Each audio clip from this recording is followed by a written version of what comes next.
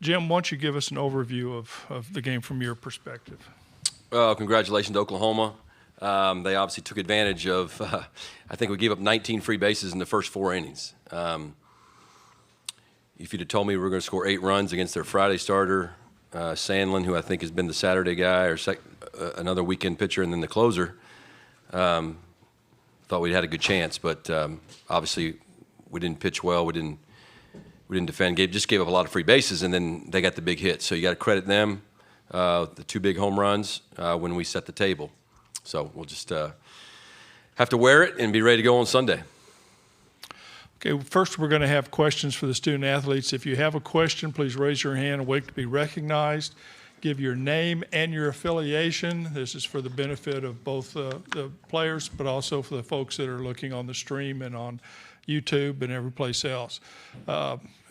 Raise your hand. We'll get a mic to you. These start off with questions just for the student athletes. And right over here, I can't see. Mark Garland, CWS 247. Jordan, Trevor, you guys did have a little bit of success hitting. How do you guys build on that and get ready for this next game right away? Quick turnaround. Trevor, why don't you start there? Yeah, I mean, we always know that the bats are going to show up, not every game, but you can just ask that we put together good at-bats and win pitches against, good pitchers. And credit to their pitchers for, filling up the strike zone all day, and that's what they did. But, we know the bats are there, and the runs will come with that. Jordan? Going off what Trevor had to say, really just got to keep putting together good at-bats, just keep battling pitch after pitch. Eventually you'll get to wear them out, and if not, you're going to help the guy behind you, and we keep helping each other, and that's the process and mindset that we take into every game. Okay, up here. Travis. Travis Brown with the Bryan College Station Eagle. Jordan, I know there was a lot of talk before the game about how big this ballpark plays. Playing in center field and hitting that home run, did it feel like it was any other ballpark you played in? Yeah, I mean, it didn't feel like any bigger ballpark. It just felt like a normal ballpark, Going in, you don't think about those things. It's just another field. And so you just go in there with that same mentality, and good things will happen. Okay, next question. Well, if that's it for the student athletes, thank you, and good luck. Good to go. In a couple of days. Y'all can go. Just go back. Yeah. Okay.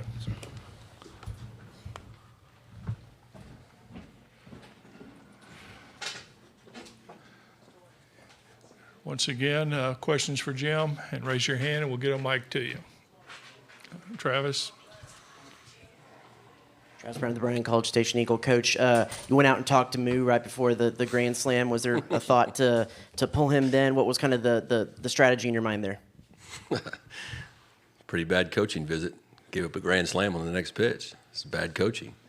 I was just trying to instill some confidence in him. We'd had so many, there were so many negative things. I was just trying to say, hey, man, just forget everything. If I'd brought you in right now with the bases loaded, you've been in this situation 1,000 times, just execute pitches. So I was trying to show a little confidence in him, trying to, definitely felt like, Moo's been great for us all year. We just set the table too much. I mean, you just can't set the table. I mean, Moo's our best fielding pitcher. He's a really good fielding pitcher and made 2 errors. So, you've combined that with the hit batters and the walks, and I mean, what do you think is going to happen? So, but yeah, I was just trying to pump him up a little bit. Didn't go our way. Okay, Mark? Oh, back over here. Mitchell Kutcher, CWS 247. Coach, what's your message to the pitching staff after a game like that today as you prepare for the next game?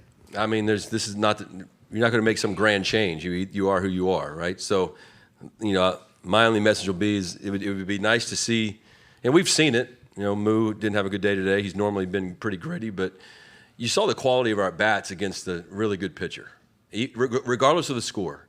The grit, Austin Bose had that bat where he was down 0-2 and stayed in it and lined out to the second baseman like that. That exemplifies our team. It doesn't necessarily exemplify all the pitching staff, unfortunately. And in order for us to play deep into this tournament, someone's going to have to give us something, And I think Micah Dallas is capable of doing that. I know Prager is. I know Rudis is. So there's enough guys down there for us to battle in this thing. But we can't give away free bases. It doesn't matter if the game's played in in this ballpark at Bellevue East. It doesn't matter. You know, it's bad baseball. And you play bad baseball, you're going to get your tail kicked. Okay, right here. Ben Peck, KAGS, in College Station. Coach, just, with this format, having the day off tomorrow, facing elimination, what's your message to the guys who haven't been here before to not, I guess, dwell on it as opposed to normal weekend? You'd be able to maybe get back out there quicker and shake it off? Yeah, it definitely stinks not getting to play tomorrow. There's no doubt about that. I mean, although the rest is worthwhile. So the message is going to be we still have to be on a one-game win streak. We got to find a way to win one game, and then worry about that after the fact. There's been all kinds of different stories in this College World Series for many years, and we can either cower down and put our tail between our legs and go back to College Station, or we can fight. My money's on our guys fighting. Whether that results in a win or a loss, I don't know, but I guess that's what I'll tell them. Okay, we'll go right here and then over there. Evan Bland, Omaha World Herald. Coach, I know there was a lot of curiosity about how power would play in this park, Yeah. especially with how the balls have been flying out in college baseball this year. What's your read on that Yeah. after one game? Well, the ball was carrying in batting practice the last 2 days to right field, that's for sure. I think all the balls that were hit for home runs today those were legitimate home runs in just about any park, both the 2 we hit and the 2 they hit. Ball's definitely changed. I'm not a big conspiracy theory guy, but there are a lot of coaches out there that think the ball has changed a lot this particular season.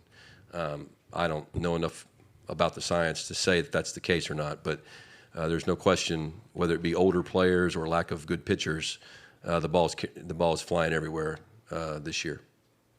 Back over here to the left. Ryan Brauninger, Texas coach, went to Wyatt Tucker. First time he's pitched in like 5 weeks and really kind of bridged the gap, kept you guys in the game. What'd you think of his performance? Yeah, he did a really nice job once he settled in, started throwing his breaking ball for strikes. And once he started throwing his breaking ball for strikes, he got his fastball down. So he gave us, 3 or 4 zeros there? Yeah, 3 or 4 zeros there in the middle innings. And then when we got it to 4 runs, that was a long inning. I felt like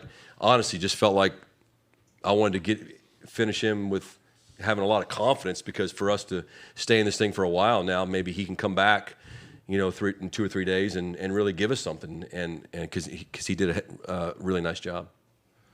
Okay, Travis. Coach Travis Brown with the Eagle. With Detmer, was it just a matter of not having his secondary stuff? Because it seemed like he was able to get ahead with the fastball early, but just wasn't able to get that punch out or get that ground out. Yeah, he walked the leadoff hitter after getting the 2 strikes, and then on an 0-2 pitch, he just left the breaking ball up that Graham hit to right field, right?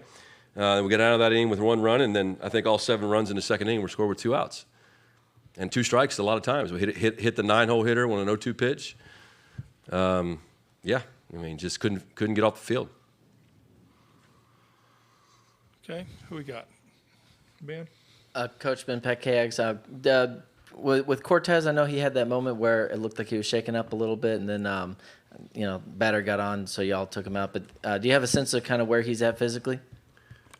He said it was something with his neck, which he hasn't had any arm issues all year. Had a little hamstring issues. That's why I went out there. I thought maybe his hamstring was bothering him, but I don't know. Just came out of nowhere, and then he said he felt fine, still throwing 95 miles an hour. Was moderately throwing strikes, but obviously the next pitch he almost killed Pettis. So sorry. Tell Kendall we said sorry.